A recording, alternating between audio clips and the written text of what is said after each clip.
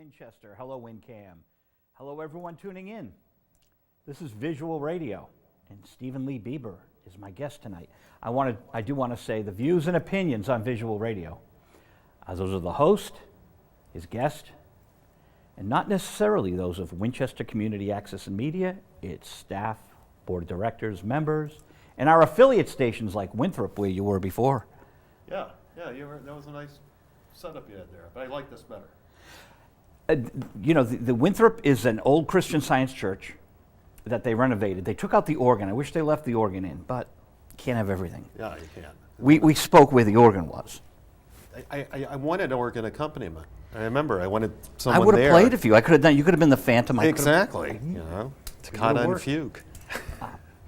Those churches, when they close them down, those organs must be worth a fortune. I can't see wrecking them. No, I don't understand it. I don't understand why they don't just keep organs everywhere. Always have an organ. Every place needs an organ. And especially when they're already built. Yeah. Oh, yeah. No, don't destroy that stuff. That stuff's great. You know the Fox Theater in Atlanta? No. It's a beautiful old movie house. And AT&T built a building next door. This is a long time ago now, 70s. And they were going to tear it down and put up a parking lot. And the city just was up in arms over it. But it's got, I think, the largest existing theater organ in the country. That's from the old days, but still there. And they use it. They'll have silent films sometimes, and it's great. Don't call the police, call Joni Mitchell. They paved paradise, that's exactly. Put up a parking lot. That's right. So speaking of the Christian Science Church, on the front page of the Globe today, now this pains me. High rise next to Christian Science site. What happened to my glasses? They were carrying them around, but you can see what they're up to. No, they're building there. I know that. They had a lot of plans for. Now this summer I had a couple of dear friends come up. They'd been on the show, and my friend Jeff and I went and met some friends of ours, Sharon and another Jeff. All my friends are named Jeff. Makes it easy. So we're at the Christian Science Center in the swimming pool. The kids are in the pool with the parents, and it's a real lovely day, and it's nice. They got to preserve those pools because they're historical. Right. So I have no idea how they're going to build this next Prudential Center next to the Prudential. I don't know. So this is not Christian Science is building this, because I know they were going to do some building there as well, I thought. I think that they own it. They're just selling the property. I don't even know if they're selling it. They're developing it. They're probably the landlords. Okay. Don't know. So can I ask you personally, you were teaching. Can we ask about that? Sure. What I don't do think you there's teach? anything top secret. Bomb making at home for your own. No. That's kind of like the Globe has marijuana making with spearmint. Yeah. They teach how to grow marijuana with spearmint. That's nice. You want it fresh breath when you toke. I mean, it's a good article right next to the Christian Science Church, which doesn't believe in drugs, and how to make your own drugs at home. It's a nice, fair, and balanced newspaper. Right. I think that's exactly fair and balanced, like Fox.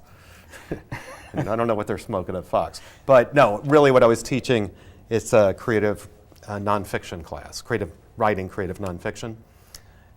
So I teach that. I also teach a creative writing class, fiction, and a couple of literature classes, Introduction to Lit. So let me ask, if a creative writing course is basically considered to be fiction, creative writing, so when you call it creative nonfiction, the joke is it's just, learning how to lie very well and cover your tracks, but that's not what it is. No, obviously not what it is. Creative nonfiction. I'm the next president of the United States. I'm a human being, and Barack Obama's going to leave at some point, and You can imagine that, sure. Make it real, visualize it. No, but the creative nonfiction. I host a TV show. Why can't I run the country? If an actor could do it, why not a host? We can go there. I'd love to go there. Yeah. Every time they say Reagan, I think B actor. B was pushing it. I don't think he really even deserved the B actor status. Although he's very good as playing a president, pretending to be presidential and caring about the American people. I don't say this with any.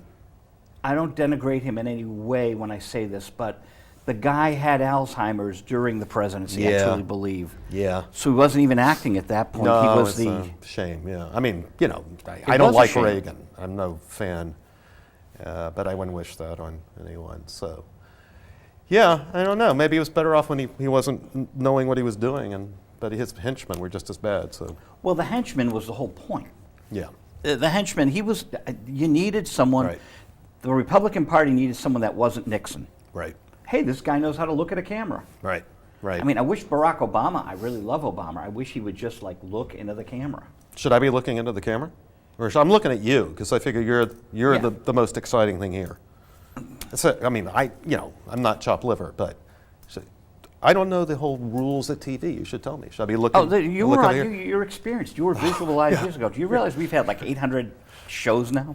Wow. I've lost count. I mean, we lost count around 520. And you're only having me back now? You've had You- 800 opportunities to have me back, or you mean 800 total? No, we've had over 1,000 guests. Oh, but, okay. Because we were too busy interviewing Robert Zemeckis and Jodie Foster to have you back. Well, they're always kind of trying to steal my limelight, and I'm getting a little tired of it, but I understand. The door is open, and in fact, because you live in the area, if you're enjoying yourself tonight, when I have other guests, feel free to come in, and I'll keep you posted on who's coming in, and you can hang out and be part of the show. You know. Yeah, I'll be like Ed McMahon. Well, like I said before, I want David Bieber here. I've been trying to bring. David's a dear friend. Yeah, I can't get David right. Bieber and Stephen Bieber together, and Justin, Oh, Justin. your son, your long lost son. Yeah, punk. He's not in this book. No, he's not. But he lives in Atlanta, where I'm from. And my parents get calls regularly because their name is in the phone book for, tween-age girls. Yeah, but it's not BEI. No, I know. Well, they're tweens, They don't think about spelling. Looks like Bieber, sounds like Bieber, what the hell? And they call, and there's Justin there. And my mom will say, I'm sorry, you have the wrong number. My father answers. He says, he just stepped out.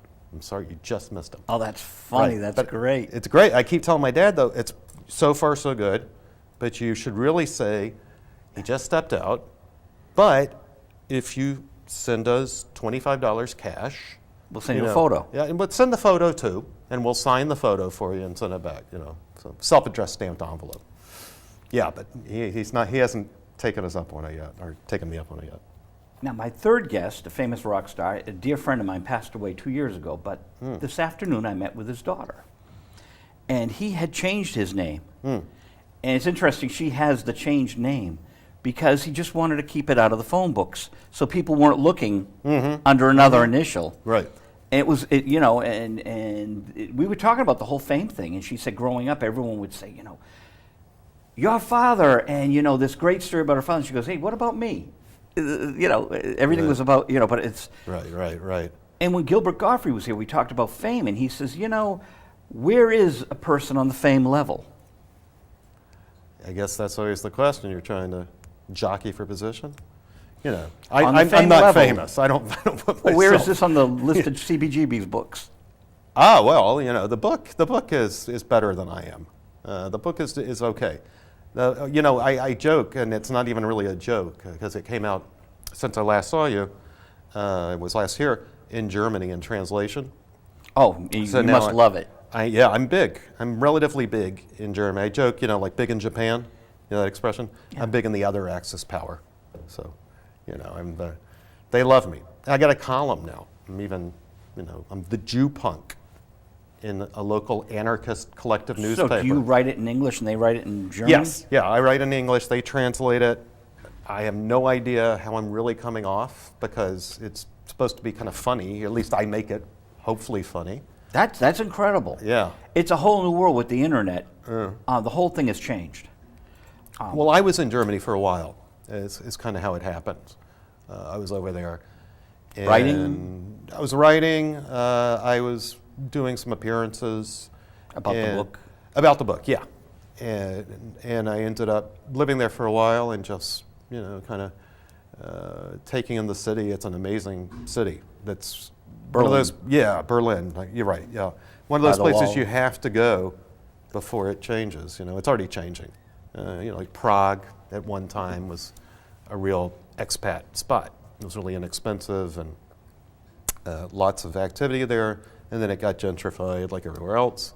And Berlin is starting to go that direction, but still really a great spot with lots of excitement, lots of artists, lots of bars that stay open all night. Let's find a sponsor Never with close. billions of dollars and open up a decadent section of Berlin. I just think to they're stay ahead of decadent. you. I Okay. think they're ahead of you with decadence. So that they have the old. I think they're because, pretty good at that. You know, Yeah. and I like my Dunkin' Donuts tea. We have no affiliation with Dunkin'. No, other than okay. I just bought it. All right, I thought maybe sponsorship. No, but- no. But I'm going to say I don't want to see McDonald's and Dunkin' Donuts in Berlin and in No. Taiwan. No, you don't. I don't blame Because you. this is our culture. Right. Don't taint that culture. It's this Right. pollinating. Now, see, this works nicely in Berlin because rock and roll in Berlin and Paris and London and New York, it's the synergy. Sure. It's okay. It fits. Absolutely. And they're interested in large part too because of the Jewish aspect of the book and the how I talk about punk indirectly was an outgrowth of the Holocaust, especially that early punk from New York. That You was think really, so? Yeah, I do. And in fact, I'm not the only one now. I thought I was crazy at first. And when I shopped the book around, people were thinking I was crazy. And they would ask, the publisher I ended up going with wanted to see more, a couple of sample chapters. And I started doing more and more interviews. And, it's sort of like follow the money. And it just went deeper and deeper. But there's a guy, a couple of academic in Australia, of all places, who writes about the similar Australia, not issue. Austria, which is close to Yeah, Germany. It would make more sense, right? But he writes about it in terms of the English scene, which I also have in the book.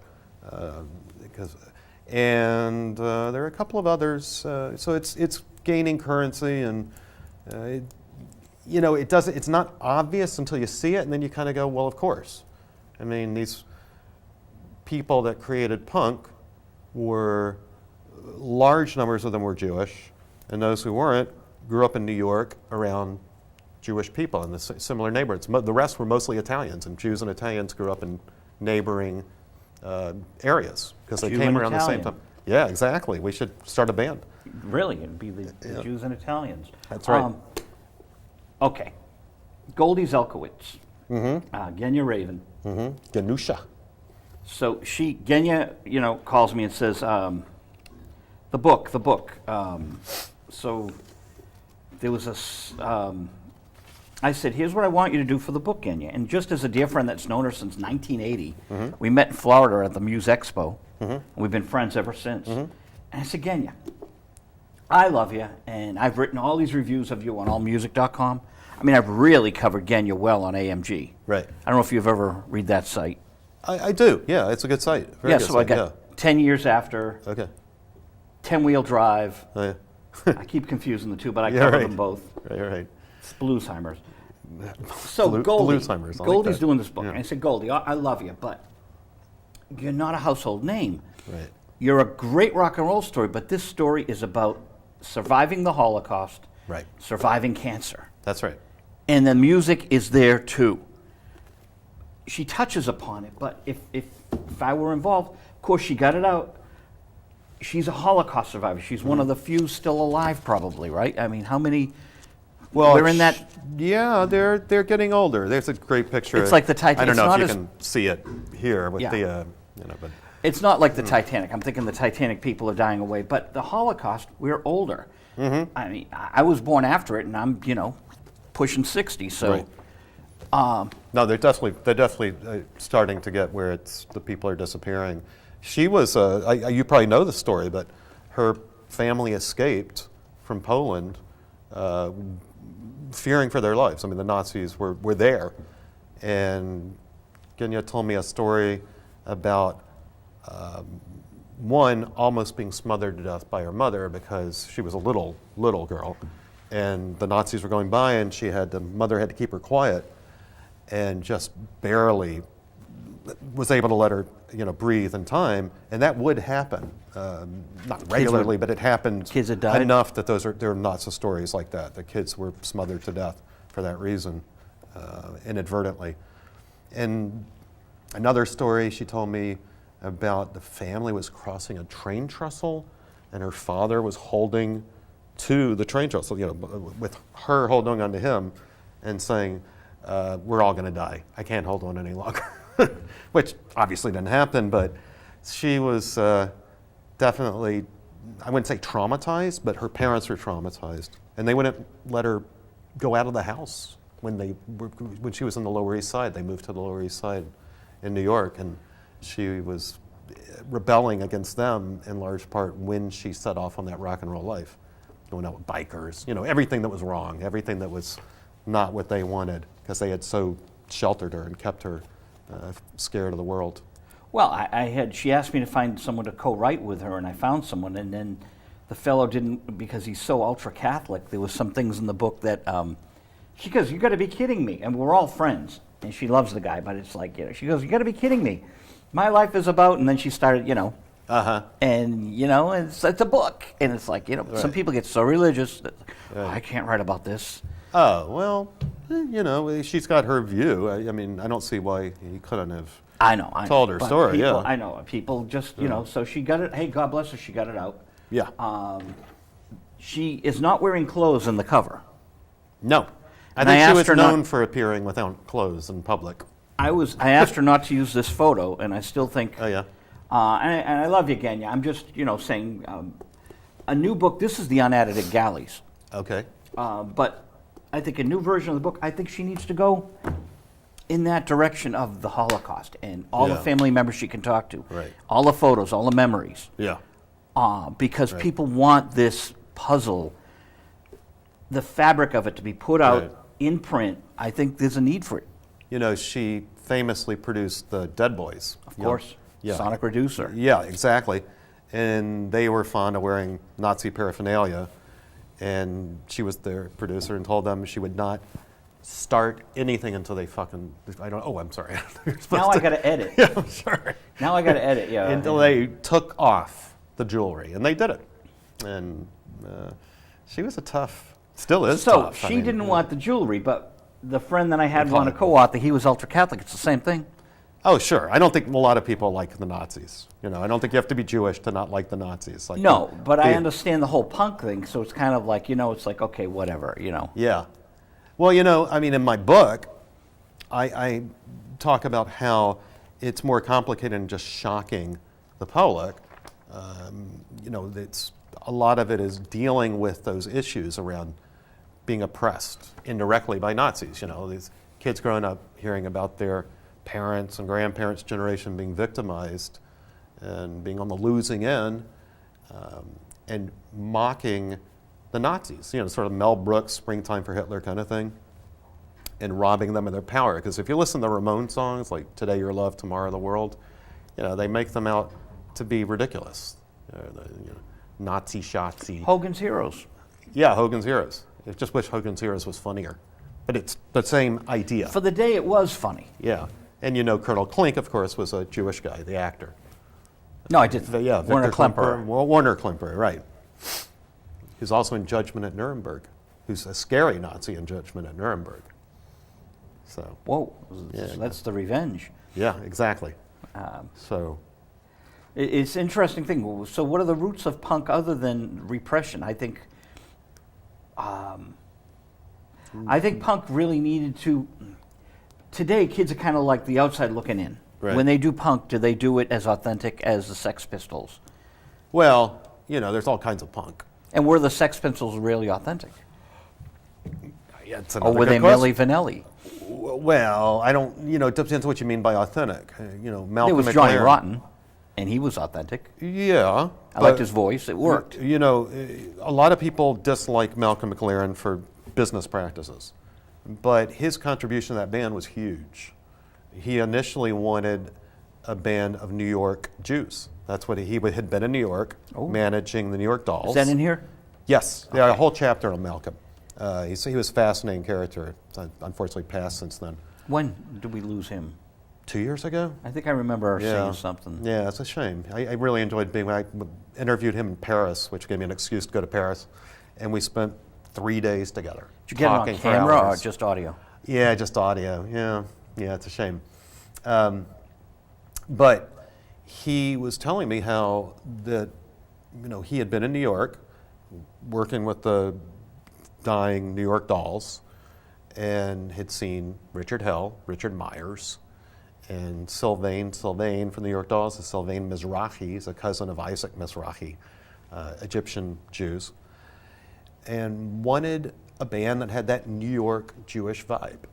And he asked both of them to come and be in a band in England, and they turned him down. Sylvain? He said, yeah, Sylvain. I love Sylvain. Oh yeah, no, he's amazing. He's a funny guy. And an amazing artist. His solo record is brilliant. Yeah. Oh yeah, no. It's kind of like Joey Mullen from Badfinger. I know I'm digressing, but Joey Mullen's solo records are just absolutely amazing. Yeah. And Sylvain, I don't know if it's criminal or if it's good. He was at the Abbey Lounge when I was working on the book. I went to see him there, and I'm like, the Abbey Lounge in Somerville? And, this guy's from the New York Dolls. But, a lot of people talk about they wish they could still play small clubs, so maybe it's a blessing that they never made it so big that they're, in arena stadiums. And I saw Andy Chernoff at the Rosebud. I saw Andy Chernoff at the Rosebud. I saw you seeing Andy Chernoff at the Rosebud. You forgot. No, did we talk to each other? Maybe we didn't actually talk. I was there, though. We might not have, because I kind of slipped in with the camera and he didn't want it filmed. And I'm like, Andy, I'll give you the tape. It's dark in there. Maybe you were off in a corner and I didn't actually see you. But And I had certain things on my agenda that night. Like I think I did the show here, ran over there, and I had like a bunch of things to do. Right. But it kind of pains me when they do art and they don't let the video camera roll. And I'm like, I'll hand you the tape. I think it should be preserved. Yeah, I don't know why. Maybe he figures people pay to see it if you can't see it on film. I don't know. Who knows? Well, what his excuse was that he hadn't been out enough with it, and I'm like, that's when it's at its best, when it's raw and spontaneous. Yeah. Oh, he wanted to, right. Well, isn't that why the Rolling Stones refused to release Rock and Roll Circus for 25 years or whatever it was? No, I think there's another reason. You know that I managed the guy that produced it. No. Jimmy Miller. No, I didn't know you managed Jewish, it. Yeah. half Jewish man. That's right. His father, Bill Miller, was, you know this. As was Andrew Loog Oldham. Ah, I didn't know that. Mm-hmm. I think a lot of people know about Jews on the business side, but that's beyond business. I mean, there's a transition that starts around that time with being managerial and really shaping the looks and the attitudes of the bands. So wait, I'm sorry. Anyway, you were going on. You were saying about Jimmy Miller. And, Jimmy Miller. Yeah. And we were talking about. I lost my train of thought. Why it was the not Rolling released Stones for Rock so and Roll long. Circus. Because Okay. they're compared to the other acts, they're a little. I don't know. They're the Stones are great, but I think they felt that they weren't as on as they could have been. That's what I'd heard. They weren't as on as they could have been, but I think it's great. Oh yeah, It's terrific. Yeah, it's great. Yeah. But here's one of the problems. Jimmy, they were there all day. There was John and Yoko. Yeah. Right. There was The Who. And a lot of drugs. Jethro Tull. Right. Marianne Faithfull. Right. Right. By the time they got to the Stones, half the audience had left because it was Right. like 10 at night or 2 in the morning or something ridiculous. Right. So the Stones didn't have that energy to feed off the audience. Right. They should have made it 2 days. Yeah. Yeah. But they didn't. And all things being equal, it took years and years for it to come out. Mm-hmm. And now it's out. Yeah. But I had it on Jimmy's promo for years that he had produced, Jethro Tull live and Marianne Faithfull live, and we had an interesting time. Now Jimmy could speak Hebrew No joke. because of the religious upbringing. Oh, was father's he- side. So he was raised that religiously. By his father's side, and then his mother was Protestant, so he had like the both. I don't know if it was Bilingual. Baptist or what. Yeah, really. But like I can say to you, Pater Noster, qui es in caeli, sanctificate nomen tuum, advenia regnum tuum, fiat voluntas tua. Do you know it's Latin? I know it's Latin. That's about it. That's all I know. Our Father I can who say art- amen. Our Father who art Probably in safe, heaven. right? Throw an amen in there somewhere, and I'm probably saying, appropriately responding. Well, that was the Lord's Prayer, and it's brainwashed in me from before the Vatican II, which made the Masses English. Right. But when I was growing up, the Masses were in Latin. So they didn't Should've want been. you to know the Bible. They wanted you to just know this Latin. It was cool, though. A mass is like a rock show. It's got all the stained glass and the mysterious, words. It's like just sounds, and you got the I'm sorry. incense. I mean, you had to live through it. For me, it's fun. It was a boring cult. All right, I guess so. know? You're Catholic. I'll let you speak to that. It was a boring cult that herded you in like sheep. Yeah. and did what Jesus didn't want you to do, which was throw money in the basket. That was he was knocking tables over back in the day, That's right. and here they are doing what he knocked tables. So it was right. the opposite of Jesus. And so when people get high and mighty with their Catholicism with me, I will write them about what a hypocrite they are and say why. And then my lawyer will call me up and say, so-and-so's mad at you, and that's hate speech. And I'm like, I'm a Catholic. Even though I don't go to a Catholic church, I go to a Protestant church. I can say what I want. You can hate yourself. Right? Yeah. Right. know. So how can they, hate Right. speech? Right. And it was a cute little poem with forked tongue and perfect diction, under oath and spinning fiction. And the individual I wrote it about is a lawyer, and he got all huffy. This is hate speech. Why? Because I said you lied. Basically, you're a liar or a hypocrite. My client thinks you're a hypocrite. But, I guess I shouldn't be talking about this stuff, but I don't care. A cute little poem. There are people, to quote Gilbert Godfrey, with chainsaws out there, and you don't like my cute little poem? You're talking to me? I love No. your poem. Thank you. Them out there, the You know. masses, they're coming. I hear them So it's charging like, the door. I'm afraid of making any Jewish jokes. I'm afraid of Yeah, making... you should be. Yeah, I'll mess you up. No, I'm kidding. See, but no, right ahead. I'm afraid of making Catholic jokes now, and I was born Catholic. Yeah. Why can't I? If you can't make jokes about your own, you're screwed. Because I love making Jewish jokes. I have to admit, even if in good spirit, I don't know that I'm evolved enough that I don't feel slightly weird, like the whole chair. If I were Jewish, would you say? What if you said a joke and I was offended? If I said If you said a Jewish joke to and you I was you say I were was Jewish, say I was Richard Manitoba. I'd say get over it. Okay. Yeah, get over it. What's the Then matter? I should have said that to this holier than thou lawyer. Maybe. If you're Jewish and don't have a sense of humor, then to me you're not Jewish. Okay. I don't believe religion has much anything to do with being Jewish. Marx Brothers, they're the prophets. Carl and Groucho. I'm a Marxist. Oh, Marx Brothers. I thought you were mentioning that lawyer named Mark. Really, I should don't say know get that. over it. Really. Which- Hate which- speech. No, the fellow oh. that wanted to file a criminal complaint his name was Marx. for a little poem. I want to see how far the judge is going to take that. I want to see a judge yell and say, get over it. Anyways, after the threat of a criminal complaint, Yeah. the next email was it's like... good publicity for us. The next email was, I will... Spitting all over the place here. Huh?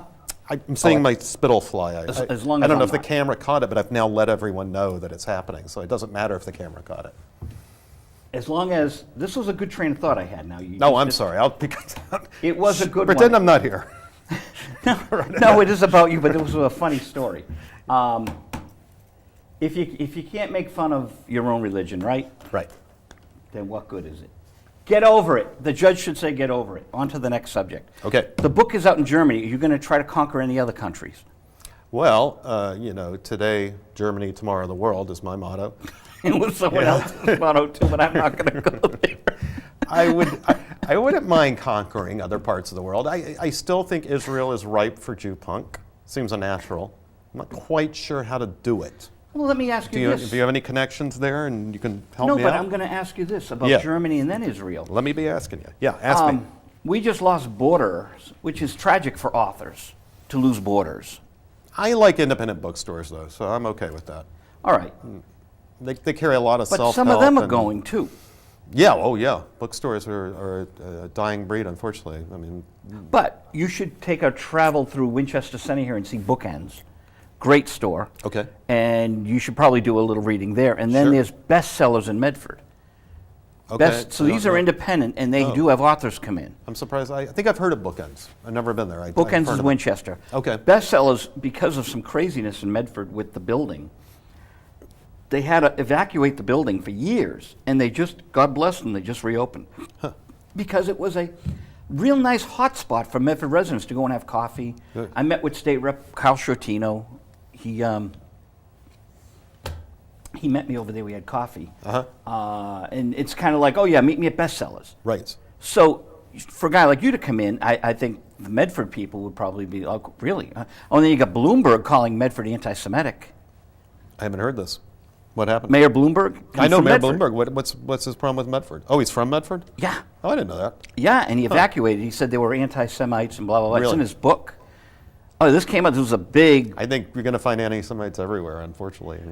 but to have a mayor of New York saying this about his hometown, Yeah, it's not great publicity.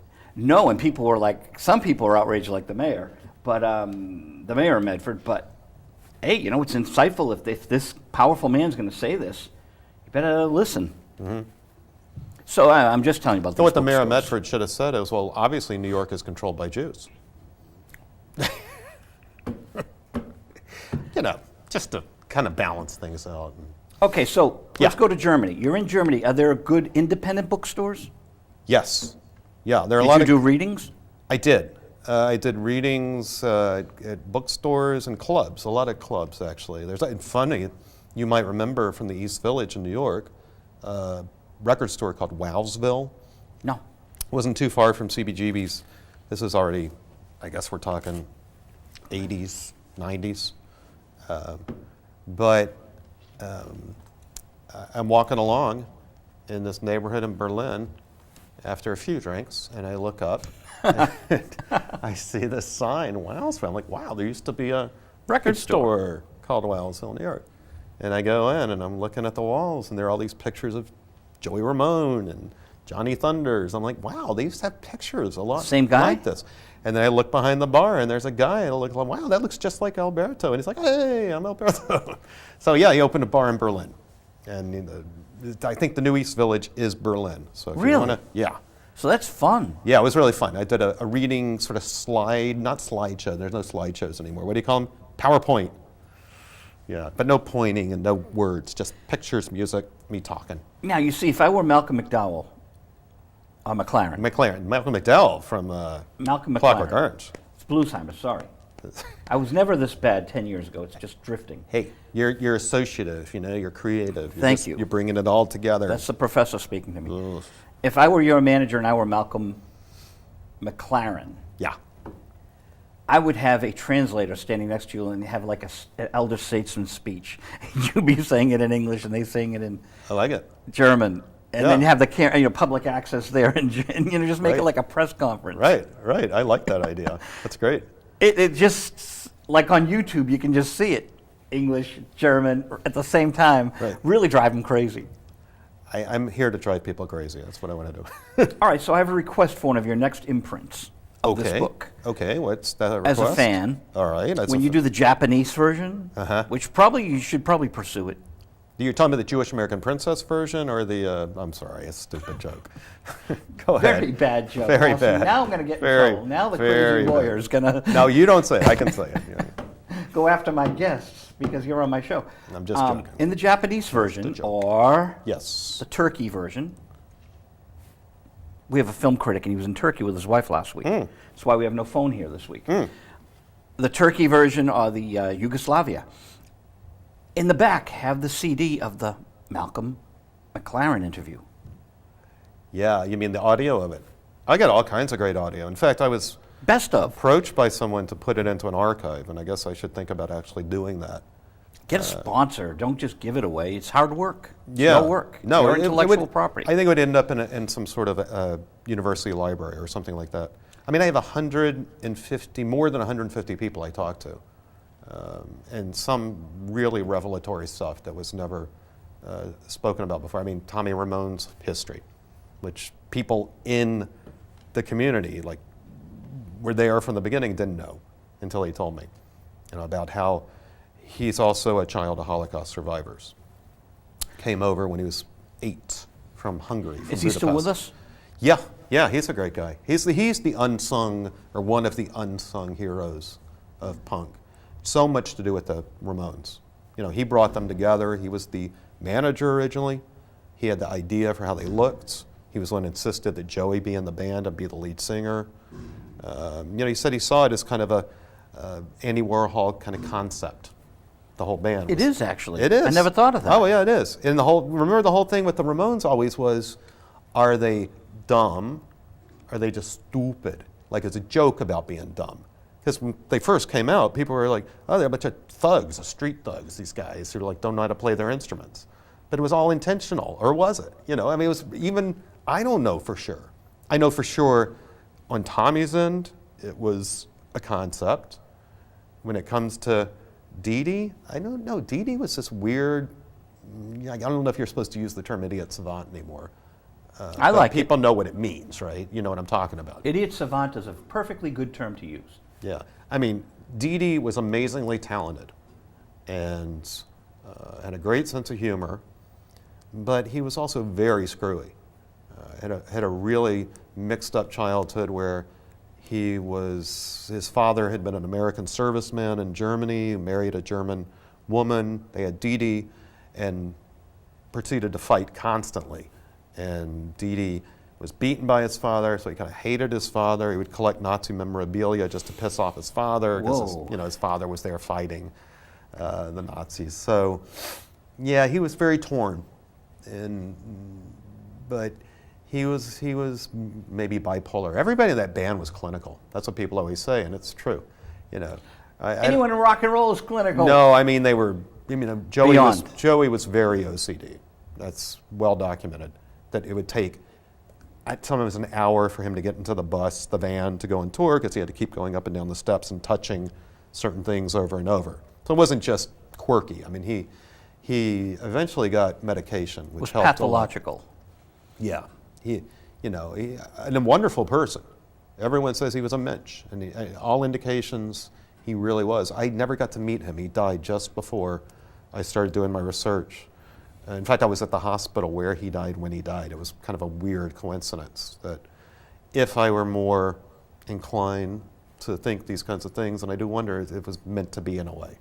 Because I was watching the producers, Mel Brooks, the producers, on TV, while my girlfriend at the time's stepfather was having surgery, a nice Jewish guy, in this hospital in New York, Columbia Presbyterian, I think it was, and looking out the window and kept seeing limos pulling up, and thinking, what happened? You know, was there something at the UN? It was near the UN. We thought maybe something had happened. This is, I think, before 9/11. Yeah, right before. So thought something had happened at the UN. And it turned out there were friends coming to say goodbye to Joey because he was on his deathbed. Well, yeah, and some of them made it. I think Debbie Harry was one of the ones who came at the very last day. There were a few people, and some of them were not just punks. I mean, people in the rock community. Eddie Vedder, those kind of guys. So. Fascinating stuff. So this is important work you're doing, and you've opened up a door. Now, heebie-jeebies, it's not just because it rhymes with CBGBs. Right. What is the purpose? It's a pun. It's supposed to be obviously Hebes, like Hebrews, which was an offensive term. But that's only part of it.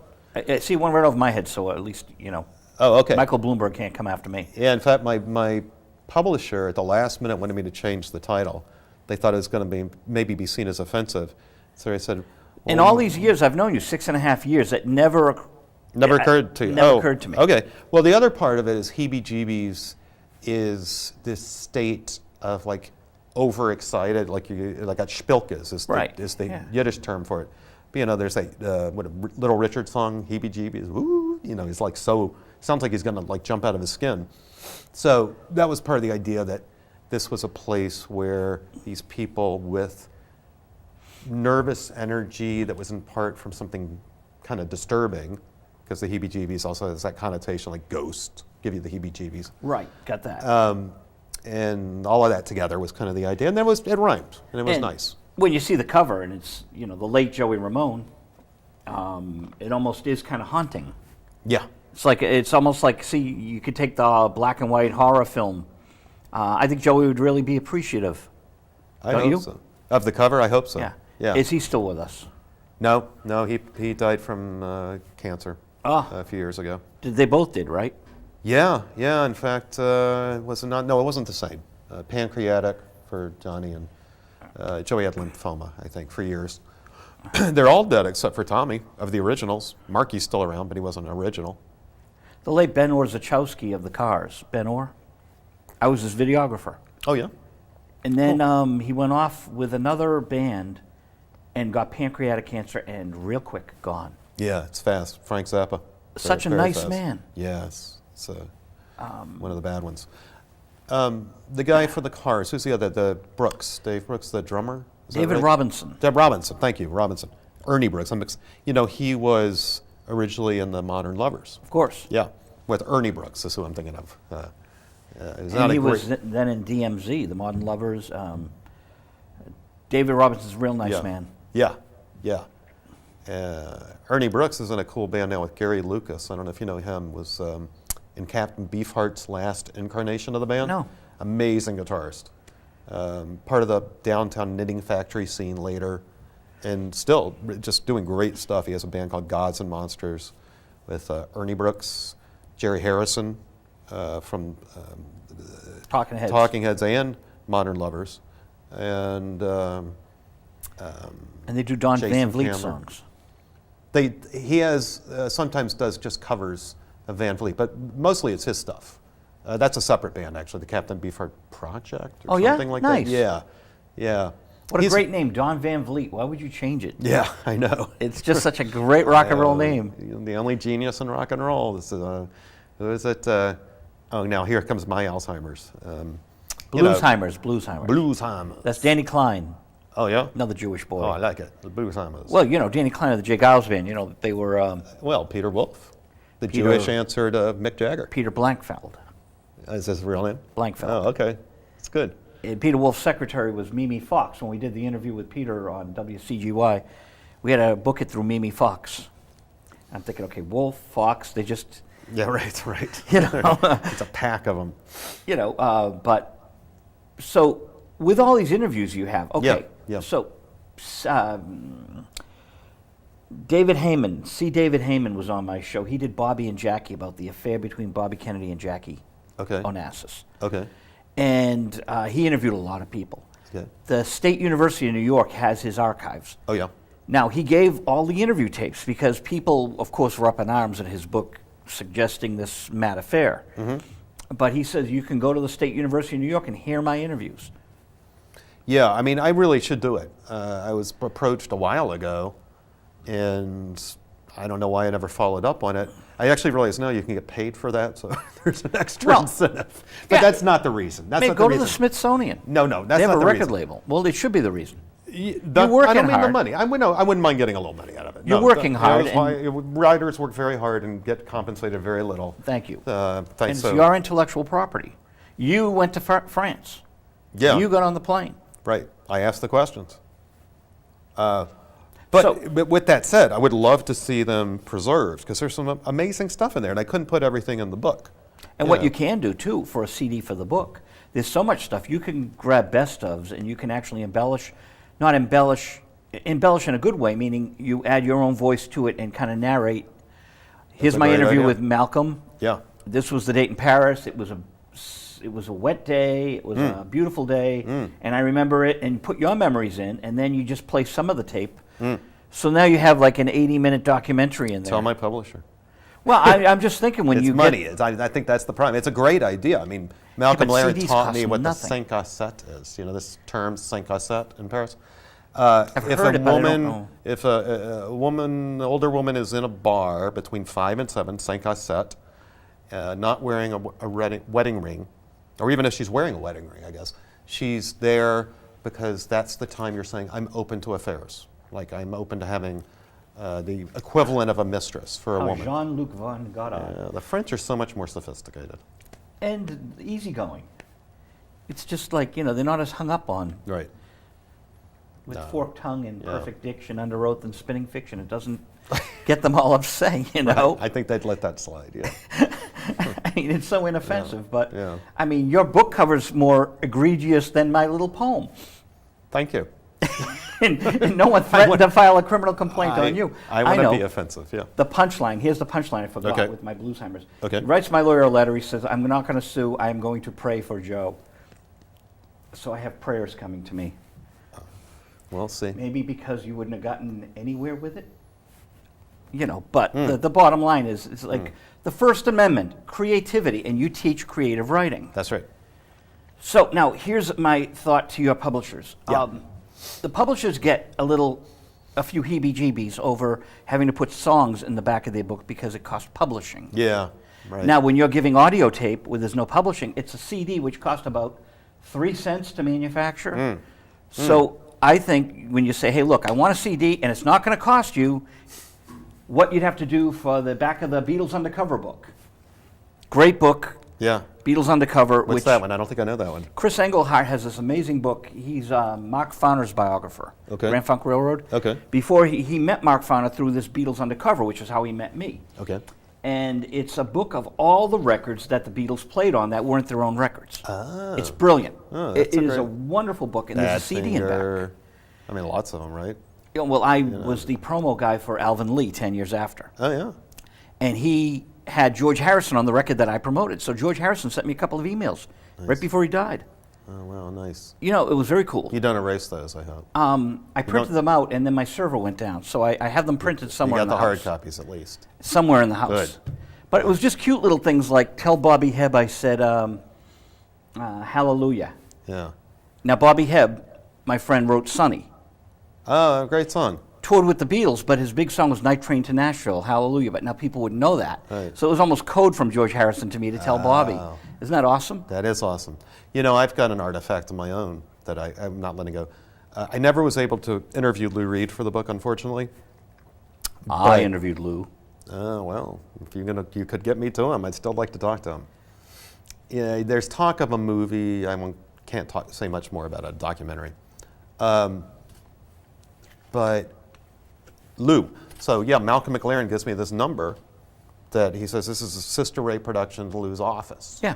Something I know. I'm calling the office, and I call and ring, and this voice says hello. I'm like, that voice sounds really familiar. I said, hi, is this Sister Ray Productions? Who is this? I'm trying to get it reach Lou Reed through Sister Ray Productions. Don't ever call this number again. It's like, oh crap! He gave me Lou's direct number, and like double crap. I didn't have my tape recorder going because you legally can record things on the phone. In those days, you could. And I always had it running when I called for an interview. So I was like, at least I could have had him on tape. So I said, all right. I waited a few months, and then I clicked it up and I called back like, hello? Who is it? same exact thing. Don't ever call this number again. So I've got it now. Like I want to make up my answering machine message. Lou Reed, don't ever call this number again. Well, yeah, you got to go through Tom and Sister Ray. Lou had a bunch of different people working in his office. I'll say this now, because I got these dear friends out there that are on this Lou Reed list, and they wanted me to go to New York because they were going to go take pictures of themselves in front of the Sister Ray door, and they went and touched the door like it's this like religious relic, right? I touch doorknobs of the famous. I have a thing about that, but that's a whole. You do? Yeah, I've touched quite a few famous doorknobs. Okay. I figure they've touched the doorknob. I'm 1 degree of separation. I'm a writer, and I write about this man, and I'm granted interviews. I cannot go and touch doorknobs in New York with you people. It's insane, and they stop talking to me, most of them. I wouldn't talk to you if I heard that. I mean, I don't want to go to New How York can you and not want touch to go doorknobs. touch doorknobs? You got to And go it's touch like- the doorknobs of the famous. I've touched James Joyce's doorknob. I've touched Nathaniel Hawthorne's doorknob. I've touched Herman Melville's doorknob. But they're all dead. Yeah, but they opened the door at some point. Yeah, but that's good. They're dead. That way they're not going to think you're some stalker. I touched Mick Jagger's doorknob when he was in New York. Well, he expects that. He would have probably invited exactly. you in. He would have been offended if I hadn't. That's how I see it. Yeah, he would have. Yeah, it's like I'm passe. People don't want to touch my doorknob anymore. But the touchy of the doorknob, I mean, so Lou is to me like this great professor these days. Mm-hmm. And so how long have you been teaching at the schools, speaking of professors? Well, I'm an adjunct, so I teach in a number of schools. I joke I'm like academic Okie, sharecropper of knowledge. I ride the rails from one place to another. You go to Suffolk I University? came from Easton tonight. Suffolk I haven't taught at yet. I haven't taught at. But I was teaching at Stonehill tonight, you might know, as a Catholic. WSHL Radio. Good station, right? Yeah. Yeah. Great students. I really like it there. Teach at Lesley University. You know Donna Halper? I know that name. She's a teacher there. She's one of our guests. Oh, okay. I'll Donna's great. She's a radio historian. She's an author. Okay. See, I should have you and Donna on. Sure. She's Jewish. Oh, she well. knows a lot of, she's married. I thought you were going to fix me up. But she's well versed in many religions. She is just a fascinating person, and she writes about radio history. And she was she discovered the band Rush. About the voice of Geddy Lee? How did it get so high? Do you know why he has named Geddy? His Jewish grandmother, with a very thick European accent, could not say his name, which was Gary. Geddy. So you're telling me my Jewish friend Donna found another Jewish rock and roller? There are a lot of Jewish rock and rollers. There are a lot of Jewish performers, but punk was unusual. Punk was really densely Jewish. It's the only rock movement out of New York. We got to have you back. We've got 5 minutes left. No. We got to have you back with other, maybe Willie Loco Alexander. Oh, yeah. It was just his birthday like 2 weeks ago, and we should really look at some of the other aspects of punk. Because punk artists like Willie come out and then they do pop songs, songs that are hardly punk at all. Mm-hmm. But pop didn't mix nicely with punk. The Ramones, they were amazed that they didn't make it at the time because their songs, for all the edge, they're very pop friendly. You can hum them. And they even got that big push from Billboard because Seymour Stein worked at Billboard. Yeah, with the little baseball bat. Say that as a bad promotion campaign. For No, but Beat what on I'm the saying Brat, is- they had the little baseball bats. Oh, no, I didn't. Yeah. That song is really politically incorrect now, especially at the front page of the Globe. Yeah, supposedly the story behind that song is Joey would get beaten up a lot, and he transposed it as like beat on another kid, So yeah, he was such a victim. I mean, it was horrible. It doesn't come through in the pictures as much, and I say this. He was a wonderful guy, but everyone would say he was sort of freakish looking. He was 6 He was not a normal person. Yeah. 6'6", I think. And in high school, he was almost that tall, and he was like 90 pounds. I mean, he was emaciated. He gained weight later, but he still was extremely thin, very pale, and just, got singled out for every bully in town. Beat him up. He was freaky looking. I got to go backstage to the Ramones at the Orpheum in Boston. Nice. Because Willie Loco Alexander opened. Oh, nice. It was a nice bill. Yeah. But, My best backstage moment ever, Fox Theater that I was telling you about in Atlanta. First night of Keith Richards' solo tour with the Expensive Winos. And I got to go backstage and hanging around waiting for Keith to show up. Double doors part, it was packed, right? And I'm not the tallest person, so I'm kind of like, and I see these two statuesque models. Do we have time? Coming forward, the crowd parting, and suddenly in the middle, there's Keith with his arms up around. He's not that tall a guy. He's about my height, really. And, this is back in the 80s, I guess it was, late 80s. But already people were saying he was like the next death in rock and roll, But he looked pretty good. He was tan, grinning ear to ear. Well, that's his shtick, too. That he's like on the death store saying. Sure, he plays it up. Sure. And he sure looks it. Right.